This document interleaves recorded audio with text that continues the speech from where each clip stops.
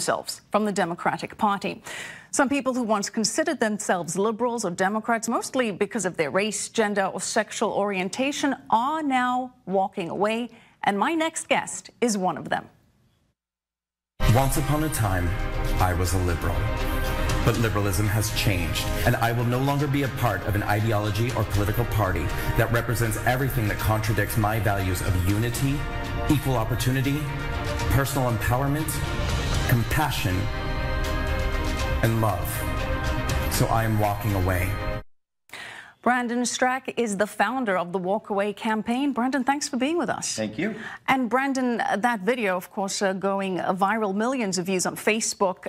And you were a lifelong Democrat. You say you voted for Hillary Clinton. Yes. But have changed your mind. Why have you launched this movement? Very much so.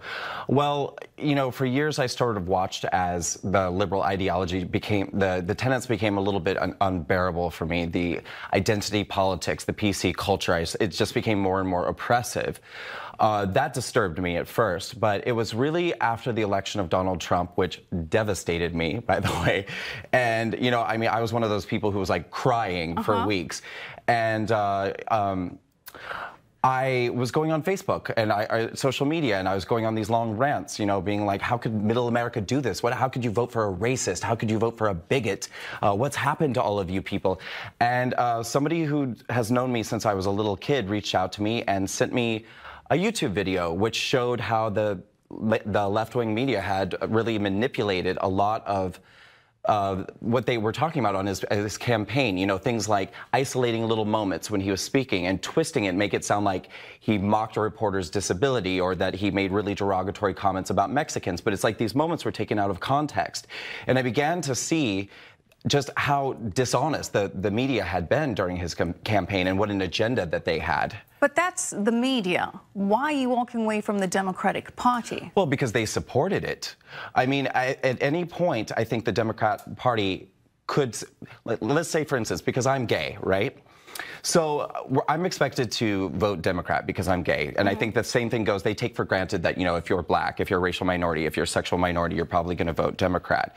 Well, in discovering how dishonest the media could be, I also found that what they were really doing is manipulating our fears and concerns. I mean, for instance, me as a gay person, once Trump was elected, like every day there were these barrages of stories that were saying things like Trump expected to sign an executive order to, you know, turn back gay rights. Well, then I was seeing all these Democrat politicians getting, you know, in front of a microphone as quickly as they could and backing up what the media was saying. But they knew that it wasn't true, just because the media was making it up. And, you know, it just became very, very clear to me that this was, they were taking us for granted. They were manipulating our fears to get us to vote the way they want us to vote. So you're walking away from the Democratic Party. Does that mean you're walking towards the Republican Party then? Well, that's what I did, but that's not what I'm telling other people to do. What I'm telling other people to do is to take a look what's going on the left, because there's an enormous amount of dishonesty. There's an enormous amount of manipulation of truth, especially as it pertains to minority groups in America. And there's this perpetuation of this victim narrative, which is extremely destructive, I think, to especially racial minorities in America. I mean, they're constantly perpetuating this narrative that, you know, there are victims and oppressors, and that if you're a racial minority or an LGBT person, you're a victim, and that the system is rigged against you and that you can't succeed. Well, if you keep sending out messages like that to people, how are they ever supposed to feel like, you know, they could go to college or they could have the life of their dreams? I mean, they're constantly getting these messages from the Democrats that they can't succeed, that everything is rigged against them. Yeah, the victimization role. Absolutely. Brandon, one of the issues that you highlight is the lack of tolerance for different perspectives that you say we're seeing from Democrats and liberals. And in certain social circles in cities like New York, people are afraid to come out as Republicans. Are you facing a lot of backlash for this position, being, as you say, a gay man who traditionally is supposed to be a Democrat? Funny you should ask, because right before I came to this interview, I was refused service at a store because they recognized me from an interview I did earlier this week on television.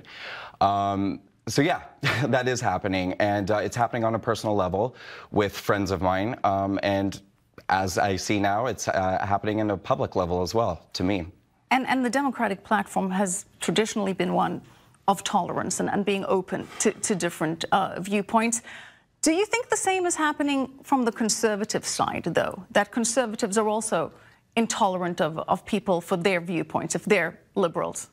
No, I'm certainly not finding that on a personal level. I have been extremely and warmly embraced, and I'm getting thousands of messages every single day from people all over, not only all over the country, but all over the world, who are telling me, we're conservatives, we are so happy to have you, we're so happy you're getting this message out. Because the truth is, conservatives, it's 2018, nobody cares anymore if people are gay. Nobody cares about, Well, some would say Mike Pence cares. But I don't think that's true either. I mean, the evidence that they use to suggest that Mike Pence is a homophobe is once again based off of untruthful information that the media put out. He never advocated for conversion therapy, which is the